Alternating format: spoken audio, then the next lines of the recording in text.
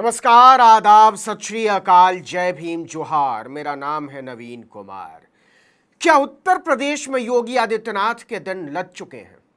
जिन्हें लगता था कि मोदी के बाद योगी का नंबर आएगा, वो जरा ध्यान से इस वीडियो को देखें, क्योंकि नरेंद्र मोदी भी मुश्किल में है। योगी ने सरकार को छेड़ने की सूरत में घुमा फिराकर ईंट से ईंट बजाने का ऐलान कर दिया है और मोदी शाह की मजबूरी देखिए कि इस झगड़े में तमाशबीन से ज्यादा कुछ होने की हैसियत नहीं रह गई है उनकी। प्रदेश कार्य समिति की बैठक में उनके दूत और भाजपा के राष्ट्रीय अध्यक्ष जेपी नड्डा की हालत ऐसी थी जैसे बिल्ली के गले में घंटी कौन बांधे। दरअसल लोकसभा चुनाव में यूपी की हुई बीजेपी की दुर्गति का पाप योगी आदित्यनाथ हरगिज अपने माथे पर लेने को तैयार नहीं है। वो सीधे सीधे इसका ठीकरा नरेंद्र मोदी के माथे पर फोड़ रहे हैं। सबके सामने कह दिया कि अतिरिक्त आत्मविश्वास ले डूबा, लेकिन डिप्टी सीएम केशव प्रसाद मौर्य वहीं भिड़ गए।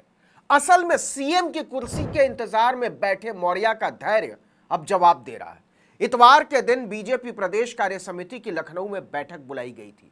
बड़े बड़े नेता मंच पर बैठे। जेपी नड्डा खास तौर पर दिल्ली से पहुंचे थे। सबने दुर्गति पर अपना अपना दिल खोला कि कैसे अखिलेश यादव और राहुल गांधी ने मिलकर हमको धो डाला। अपना दल और राष्ट्रीय लोक दल को मिलाकर भी एनडीए के खाते में आई केवल 36 सीटें। ओम प्रकाश राजभर की पार्टी को भी जोड़ दीजिए और समाजवादी पार्टी अकेले 37 सीटें बटोर ले गई। 62 से सीधे 33 पर आ गई बीजेपी यूपी में। लेकिन जैसी कि उम्मीद थी, योगी आदित्यनाथ ने इसकी जिम्मेदारी लेने से साफ इनकार कर दिया। उन्होंने बिना नरेंद्र मोदी का नाम लिए निशाना साधा कि यूपी की हार अति आत्मविश्वास की हार है। हम सोशल मीडिया पर उठे किसी भी सवाल का कारगर जवाब नहीं दे पाए। सबको अपनी ताकत दिखानी होगी। अब ये अतिरिक्त आत्मविश्वास किसको बता रहे हैं, आप समझ गए होंगे। मतलब योगी ने इशारे ही इशारे में कह दिया कि लोकसभा चुनाव के नतीजे के आधार पर अगर उन्हें छेड़ने की कोशिश की गई तो अंजाम अच्छा नहीं होगा। इस पर केशव प्रसाद मौर्य भड़क उठे। उन्होंने सबके सामने ही सीएम योगी को ललकारते हुए कहा कि संगठन सरकार से ऊपर होता है, कोई भी व्यक्ति या सरकार संगठन से बड़ा नहीं हो सकता। और तो और उन्होंने यहां तक कह दिया कि बड़े पेड़ की टहनी से जब कुल्हाड़ी बनती है तभी वो पेड़ काटा जा सकता है। किसको काटने की बात कर रहे हैं? कौन सी कुल्हाड़ी? क्या केशव प्रसाद मौर्य योगी की कुर्सी की कुर्बानी की तरफ इशारा कर रहे हैं? लेकिन वो यही नहीं रुकते और कार्यकर्ताओं की तरफ इशारा करते हुए कह देते हैं कि जो दर्द आपका है वही दर्द मेरा भी है।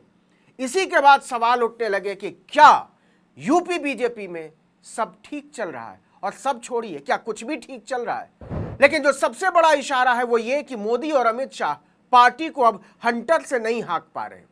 मोदी अपनी आंखों के सामने देख रहे हैं कि ताकतवर नेताओं की छोड़िए, विधायक और सांसद तक उन्हें ज्ञान देकर चले जा रहे हैं।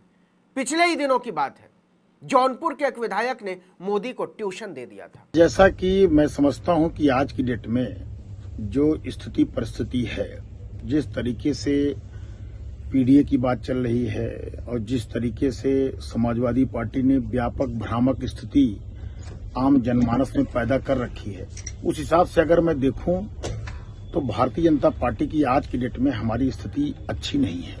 यह बात रमेश मिश्रा ने हवा में नहीं की थी। वो उत्तर प्रदेश में योगी मोदी दोनों की खिसकती जमीन से अच्छी तरह वाकिफ है। इस पर समाजवादी पार्टी ने ऐसी चुटकी ली है कि पूछिए मत। मैं उसका ट्वीट बस पढ़ दे रहा हूं। भाजपा कार्य समिति की बैठक में सीएम योगी का बयान है कि सरकार को खरोंच आई तो ठीक नहीं होगा। उसी बैठक में केशव प्रसाद मौर्य ने सरकार को आड़े हाथों लेते हुए गर्म तेवरों के साथ कहा कि संगठन सरकार से बड़ा है। केशव प्रसाद मौर्य का कहना सही है, क्योंकि सीएम योगी मूलतः भाजपा के हैं ही नहीं। सीएम योगी मूलतः उत्तराखंड के हैं, आयातित हैं। वे पूर्व में भी भाजपा से अलग संगठन हिंदू युवा वाहिनी के नेता रहे और भाजपा के खिलाफ अपने संगठन के लोगों को चुनाव लड़वाया है। अतः सीएम योगी तो भाजपा के लिए मूलतः बाहरी हैं। सीएम योगी आज भी अंदर खाने से अपने अलग संगठन हिंदू युवा वाहिनी को मजबूत करते हैं और उसी के नेता हैं। समाजवादी पार्टी ने आगे लिखा है कि केशव प्रसाद मौर्य हर कीमत पर योगी को कुर्सी से हटाना चाहते हैं। बाहर से आए आयातित ब्रजेश पाठक खुद सीएम बनना चाहते हैं। प्रदेश अध्यक्ष भूपेंद्र चौधरी भी सीएम बनने के लिए लालायित थे। मिनिस्टर बेबी रानी मौर्य भी केंद्रीय भाजपा के इशारे पर सीएम बनने के लिए प्रयासरत है। उधर दिल्ली के इशारे पर मीडिया रोजाना योगी को हटाने की खबरें चला रहा है। मोदी सरकार का गुणगान करने वाला मीडिया क्या बिना केंद्रीय भाजपा के इशारे के ऐसा करता होगा? सवाल है। भाजपा में इस वक्त एक अनार 100 बीमार वाली कहानी चल रही है। ऊर्जा मंत्री शर्मा जी अलग खिचड़ी पका रहे हैं। जम्मू कश्मीर के वर्तमान राज्यपाल मनोज सिन्हा जी वहां से सीएम पद पर निशाना साध रहे हैं। जनता के कोई काम नहीं हो रहे, जनता परेशान है, भ्रष्टाचार और अपराध चरम पर है, अव्यवस्थाओं का बोलबाला है। बाढ़ग्रस्त प्रदेश में भाजपा नेता और अधिकारी राहत सामग्री को नोचने खाने में जुटे हैं। प्रदेश तबाह और बर्बाद एवं खोखला हो रहा है और रोजाना इंसानी जानें जा रही हैं। यही उपरोक्त डबल इंजन भाजपा सरकार की सच्चाई है। समाजवादी पार्टी की यह चुटकी योगी, मोदी और भाजपा तीनों को बरछी की तरह चुभी है। एक समय था जब मोदी ने पर्चियों के जरिए मुख्यमंत्री बनवाए हैं बड़े बड़े राज्यों के। शिवराज सिंह चौहान का पत्ता काटकर मोहन यादव को सीएम बना दिया, वसुंधरा राजे को ठिकाने लगाकर भजनलाल शर्मा को सीएम बना दिया। इसी तरह हरियाणा में नायब सिंह सैनी को बना दिया, त्रिपुरा में माणिक शाह को बना दिया। लेकिन यूपी में जब तक मोदी योगी को छेड़ने की बात सोचते तब तक उनके पैरों तले से जमीन ही खिसक चुकी थी। तो क्या योगी को हटाया नहीं जा सकता? तो इसका जवाब है मोदी और शाह इसकी ताक में बैठे हुए हैं और वो मौका होगा उत्तर प्रदेश की 10 सीटों पर होने वाला उपचुनाव। जिन 10 सीटों पर उपचुनाव होने हैं उनमें से 5 पर समाजवादी पार्टी का कब्जा था। 3 सीटें बीजेपी के पास थी, जबकि एक सीट बीजेपी के सहयोगी दलों आरएलडी और निषाद पार्टी के पास थी, मतलब 5-5। तय हुआ है कि उपचुनाव में योगी को खुली छूट दी जाए, वो जो चाहे करे, जिसको उतारना चाहे उतारे।